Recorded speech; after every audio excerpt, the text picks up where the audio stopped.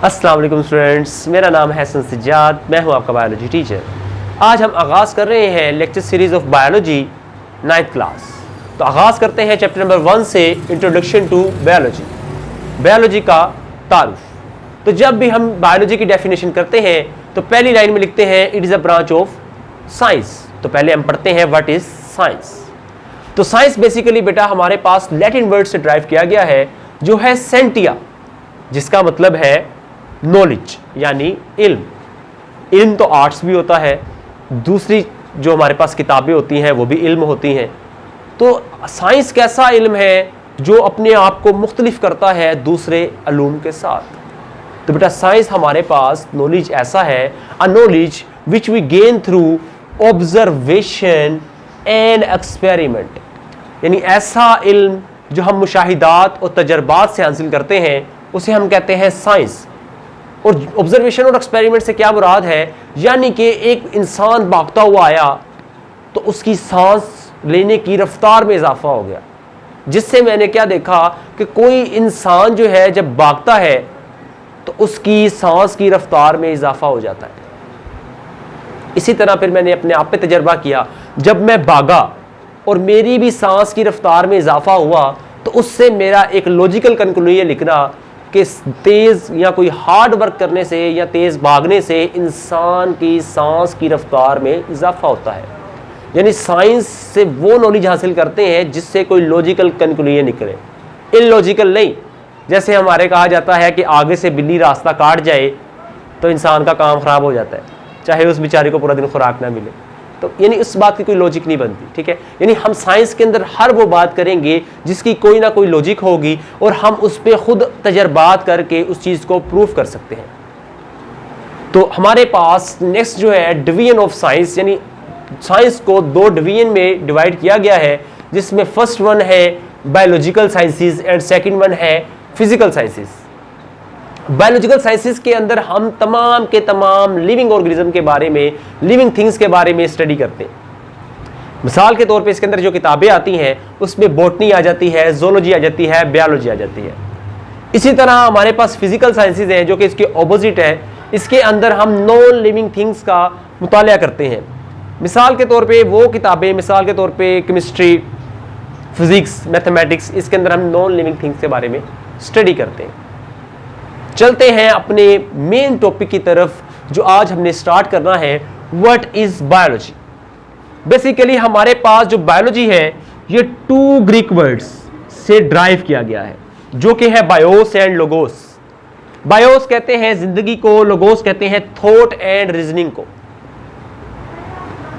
यानी कि आप कह सकते हैं साइंटिफिक स्टडी ऑफ लाइफ, जिंदगी का साइंसी मुतालिया बायोलॉजी कहलाता है। मिसाल के तौर पे अगर हम बात करें थॉट एंड गौर व फिक्र करना, ठीक है। अब हम कहते हैं कि हम बायो को पढ़ते क्यों हैं, ऐसी क्या नौबत आई कि हमें बायोलॉजी को पढ़ना पड़ा, क्यों हम बायो पढ़ते हैं, हमारा दिमाग तो नहीं ना खराब, नहीं, ठीक है। तो फिर हम बायो क्यों पढ़ते हैं, इसके पीछे कोई ना कोई वजह तो होगी ना। तो हमारे पास ये सवाल बनता है व्हाई वी स्टडी बायोलॉजी। तो इसका पहला जो आंसर है सूटेबल वो है टू अंडरस्टैंड नेचर। कुदरत को समझने के लिए हम बायोलॉजी को पढ़ते हैं। कुदरत को समझने से क्या मुराद है, मिसाल के तौर पे हमने एक बीज बोया, वो पौधा बन गया, पौधे से दरख्त बन गया, दरख्त से उसमें फल लगे, फल के अंदर वो बीज आए, कैसे। तो इस चीज़ों को समझने के लिए हमने बायोलॉजी को स्टडी किया। उसके अलावा हमारे पास जो ऑर्गेनिजम्स हैं उनका स्ट्रक्चर एंड फंक्शन, उनके अफ़ाल और उनकी साख्त का मुताला करने के लिए हमने बायोलॉजी को पढ़ा।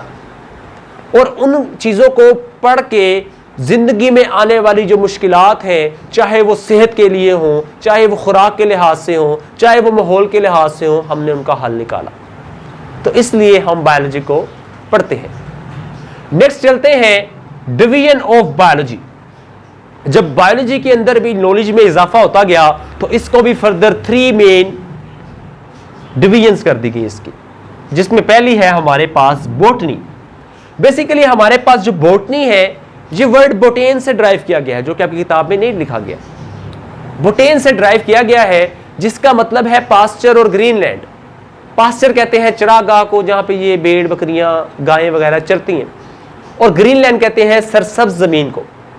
तो आपने देखा ही होगा जहां पे गायें बकरियां भेड़ें चरती हैं वो बेसिकली पौधे होते हैं, और इसी तरह जो ग्रीनलैंड होती है घास वगैरह होता है वो भी पौधे हैं।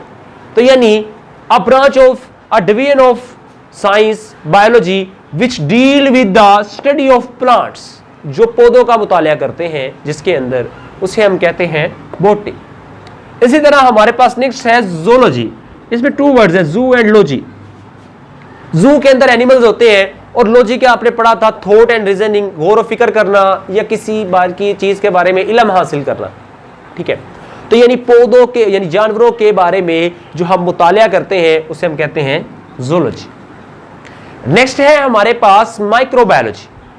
माइक्रोबायोलॉजी, माइक्रो कहते हैं छोटे को, और बायोलॉजी के बारे में हमने इधर यहां पे भी यही पढ़ा है कि हमारे पास जिंदगी यानी कोई छोटी जिंदगी, यानी study of micro organisms is called microbiology.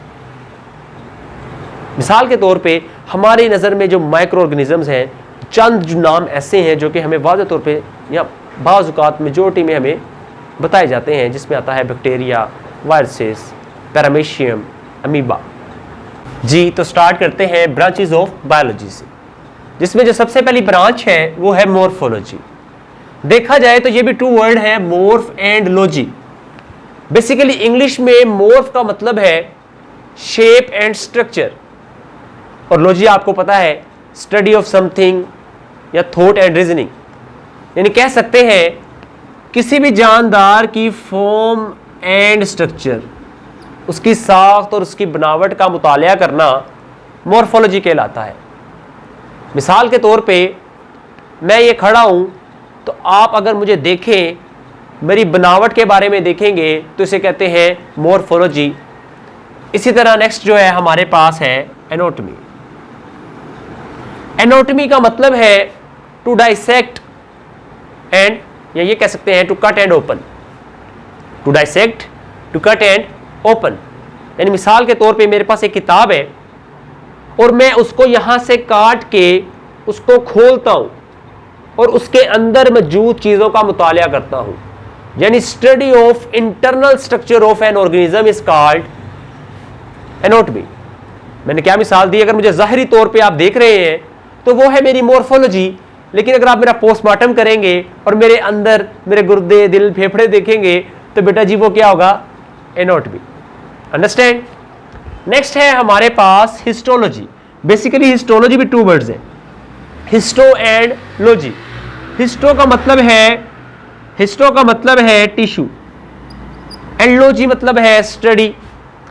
तो आपको पता है टिश्यू जो है, मिसाल के तौर पे मेरे स्किन टिश्यू है, क्या आया आप देख सकते हैं कि आपकी स्किन टिश्यू किस तरह के हैं?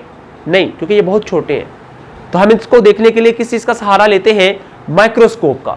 तो microscopic study of tissues is called histology, यानी माइक्रोस्कोप की मदद से टिश्यूज का मुतालिया करना हिस्टोलॉजी कहलाता है।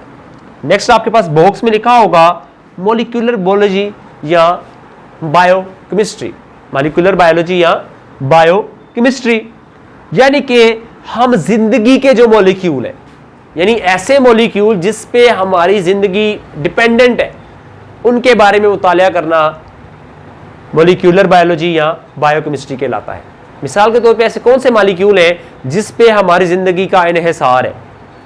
प्रोटीन, कार्बोहाइड्रेट्स, लिपिड्स, ये तमाम के तमाम मॉलिक्यूल के बारे में पढ़ना मॉलिक्यूलर बायोलॉजी कहलाता है। नेक्स्ट है सेल बायोलॉजी। फॉर एग्जाम्पल आपके पास एक सेल है, ठीक है, अब इसके बारे में आपने करनी है स्टडी। तो सबसे पहले आप क्या देखेंगे, स्ट्रक्चर। तो हम क्या पढ़ेंगे, स्ट्रक्चर और शेप, कि ये किसकी शेप क्या है, इसका स्ट्रक्चर क्या है। और दूसरा फिर आप कहेंगे यार किससे मिलकर बना हुआ है, तो आपको पता है सेल हमारे पास किससे मिलकर बनता है, ऑर्गेनेलिस से। तो हम सबसे पहले क्या पॉइंट लिखेंगे, shape and structure of cell and cell organelles, यानी जो सेल है उसके अंदर जो ऑर्गेनेलिस मौजूद है उनकी शेप क्या है, उसका स्ट्रक्चर क्या है। फिर आप कहते हो यार ये डिवाइड हो जाता है, तो अगर बेटा ये डिवाइड होता है तो हम इसकी डिवीजन भी पढ़ेंगे। तो कहता है हम इसके अंदर सेल डिवीजन को भी स्टडी करेंगे। Shape and structure of cell and their organelles and also we deal with the study of the cell division. Next physiology. बेटा फिजियोलॉजी बेसिकली हमारे पास ये हमारी बॉडी पार्ट्स हैं, ये किस तरह मूव करते हैं, इनकी मूवमेंट क्या है, ये काम कैसे करते हैं, अपना फंक्शन परफॉर्म कैसे करते हैं, इसको हम कहते हैं फिजियोलॉजी। ठीक है जी। नेक्स्ट हमारे पास है जेनेटिक्स, यानी जीन का मुतालिया करना और उनका विरासत में किरदार। अब विरासत से क्या मुराद है? अब वो विरासत नहीं है ये विरासत, ये ज़मीन मुझे विरासत में मिली है, ये वो नहीं है। खुसूसियात जो हमें विरासत में मिली है, transmission of character from one generation to other. बाज़ का आपने देखा होगा, घर में बच्चा पैदा होता है, कहते हैं देखो अपनी नानों पे गया है, अपने वालिद साहब पे गया है, अपनी वालदा पे गया है, आंखें उस पे गई हैं, आंखें उस पे गई हैं। ठीक है, ये तमाम खुसूसियात कहाँ से आई? उनके पेरेंट्स से आई। तो इसको हम क्या कहते हैं? जेनेटिक्स कहते हैं। इसी तरह हमारे पास नेक्स्ट है एम्ब्रियोलॉजी। आपको पता है male and female sperm and egg आपस में फर्टिलाइज करते हैं तो हमारे पास जाइगोट बनता है। अब जाइगोट में और एम्ब्रियो में क्या फ़र्क है? ठीक है, बेसिकली अगर हम एम्ब्रियोलॉजी की डेफिनेशन करें ना, तो development of an embryo into a individual, यानी एम्ब्रियो का एक जानदार बनना, उसके दरमियान जो हम स्टडी करते हैं उसे हम क्या कहते हैं? एम्ब्रियोलॉजी। तो what is difference between embryo and zygote? जब बेटा जी एग एंड स्पर्म सेल आपस में फर्टिलाइज करता है तो वो जाइगोट बनाता है। जब उसके अंदर माइटोसिस होती है, सेल डिवीजन होती है, तो बेटा वो एम्ब्रियो बन जाता है। तो जब उसके बाद वो एक जानदार बनता है तो उसकी स्टडी को हम कहते हैं एम्ब्रियोलॉजी। अंडरस्टैंड? नेक्स्ट है हमारे पास टेक्सोनोमी। ठीक है, इसे टेक्सोनोमी कहा जाता है। इसमें क्या हम करते हैं? एक तो साइंटिफिक नेम रखते हैं। अब हम साइंटिफिक नेम क्यों रखते हैं? तो कहा जाता है कि अगर हम बात करें सिर्फ पाकिस्तान की तो हमारे पास बड़ा मुश्किल है। अगर हमने इंटरनेशनल लेवल पे किसी चीज़ की बात करनी है, रिप्रेजेंटेशन करनी है कि यार मैंने ये रिसर्च की है, फॉर एग्जाम्पल आपने प्याज पर रिसर्च की है, आप जाते हैं, आप कहते हैं मैंने प्याज पर रिसर्च की है, तो प्याज, वो कहता है प्याज वो क्या? आप फिर कहते हैं नहीं ओनियन, वो कहता है वो क्या? अब देखिए हमारे पास अगर अपनी कंट्री की बात करें तो ओनियन कहा जाता है। फिर हमारे पास जो थोड़ा सा अगर विलेज की बात करें तो वहाँ पे कहा जाता है इसको गंडा। ठीक है, अगर हमारे पास इंग्लिश में अगर हम देखें सो कोल्ड, मम्मी डैडी बच्चों की तरफ देखें तो वो कहते हैं ओनियन। ठीक है, इसी तरह हमारे पास कई इलाके हैं जहाँ पे इसे वासिल कहा जाता है। चाइनीज़ अपनी लैंग्वेज में इसको कुछ ना कुछ कहते होंगे। तो इस तरह बड़ा बेटा जी मसला आ रहा था, तो इन्होंने कहा जब भी हम साइंसी लिहाज से किसी चीज़ की बात करेंगे तो हम उसका एक साइंटिफिक नेम रख देते हैं। तो उन्होंने प्याज का रखा था एलियम सिप्पा। ठीक है, समझ आ गई है। और उसके अलावा हम क्या करते हैं? Classification of organism into group and सब ग्रुप। इसकी मिसाल मैं इस तरह कहूँगा कि ऑर्गेनिज्म को वो ग्रुप्स में करते हैं और सब ग्रुप में डिवाइड करते हैं। मिसाल के तौर पे मैंने एक स्कूल डाला, एक बड़ा हाल था मेरे पास, सारे बच्चे बैठ के, मैंने कहा चलो बच्चा पढ़ते हैं। तो उन्होंने कहा सर किसको पढ़ाने लगे? मैंने कहा है। तो फिर मैंने कहा हाँ ये तो डिफरेंट क्लासेस है। तो फिर मैंने कहा कि इनको क्लासीफाई कर दिया, nursery, prep 1 2 etcetera.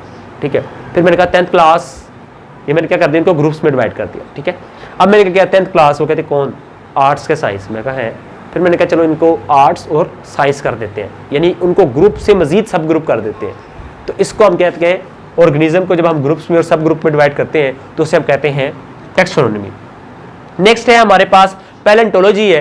Palaeontology basically हमारे पास स्टडी ऑफ फॉसिल्स है, स्टडी ऑफ फॉसिल्स, यानी फॉसिल्स का मुतालिया करना। अब फॉसिल्स क्या होते हैं?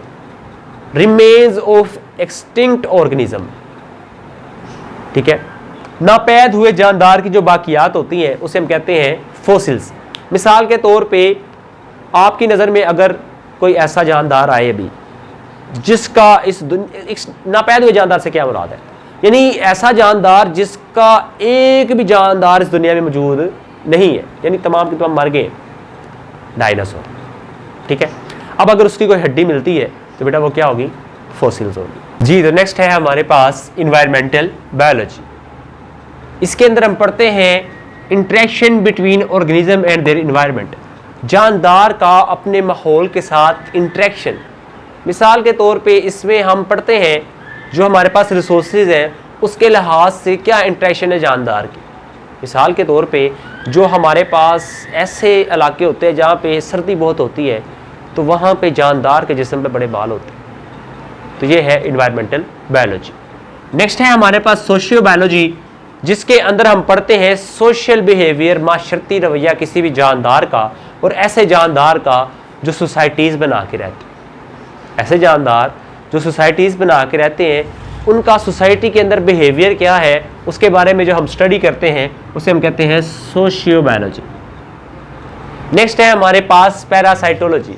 जैसा कि नाम इंडिकेट कर रहा है कि स्टडी ऑफ पैरासाइट, पैरासाइट्स का मुतालिया पैरासाइटोलॉजी कहलाता है। पैरासाइट होते क्या है?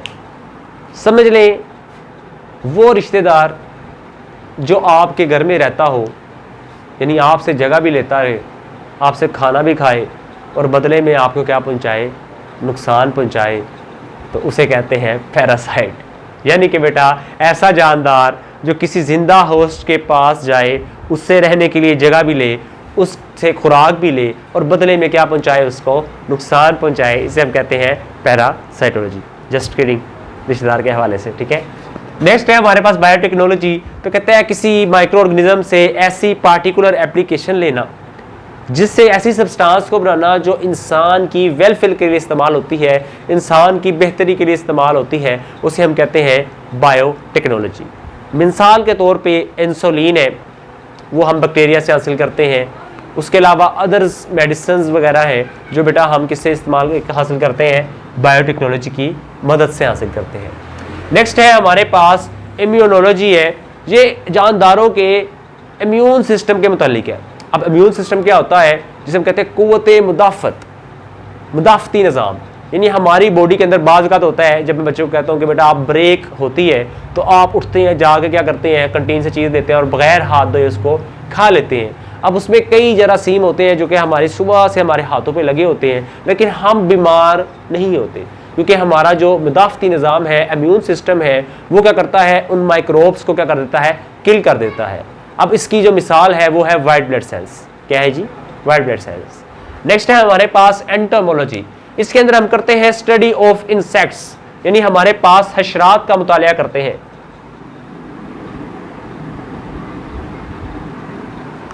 हशरात का मुतालिया क्या कहलाता है, हमारे पास इंसेक्ट्स कहलाता है। नेक्स्ट है फार्माकोलॉजी। फार्माकोलॉजी कहते हैं बेटा जी बेसिकली स्टडी ऑफ ड्रग्स। अब ये ड्रग्स वो नहीं है कोकेन जो चर्स वगैरह ये वो नहीं है, हमारे नज़र में ड्रग होता है वही जो नशा नहीं। हमारे पास मेडिसिन को कहा जाता है ड्रग। ड्रग्स के बारे में स्टडी करना, और जब हम उसे खाते हैं तो हमारी बॉडी के अंदर जो तब्दीली आती है उसके बारे में स्टडी करना क्या कहलाता है, फार्माकोलॉजी कहलाता है। मिसाल के तौर पे हम लोगों ने लो ब्लड प्रेशर के अंदर मेडिसिन खाई और हमारा ब्लड प्रेशर क्या हो गया, नॉर्मल, कम से नॉर्मल हो गया। अब ये जो तब्दीली है इसके बारे में हम स्टडी करते हैं फार्माकोलॉजी के अंदर। तो आज के लिए बस इतना ही। दुआओं में याद रखिएगा। इंशाल्लाह मिलते हैं नेक्स्ट वीडियो में। अल्लाह हाफिज़।